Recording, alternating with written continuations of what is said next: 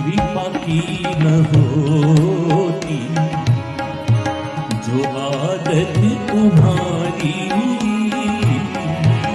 कृपा की न होती जो आदत तुम्हारी, प्रभु कृपा की न होती जो आदत तुम्हारी,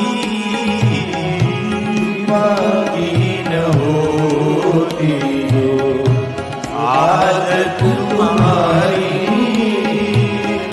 तो सुनी ही रहती अदालत तुम्हारी,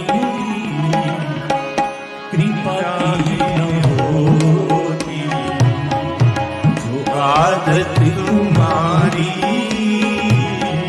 कृपा की न होती आदत तुम्हारी, तो सुनी ही रहती ये अदालत तुम्हारी, कृपा की न होती जो आदत तुम्हारी, कृपा की न होती जो आदत तुम्हारी।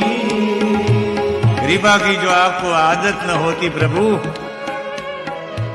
आपका व्यसन है कृपा करना, रोज की आपकी आदत है कृपा करना। यदि ये आदत न होती तो आपकी अदालत भी सुनी पड़ती रहती। आपकी अदालत में कौन आता? किसी का साथ हमारा जुड़ा हो जाए, यही कृपा है। आप सबका जुड़ाव कथा के साथ हुआ, ये कृपा।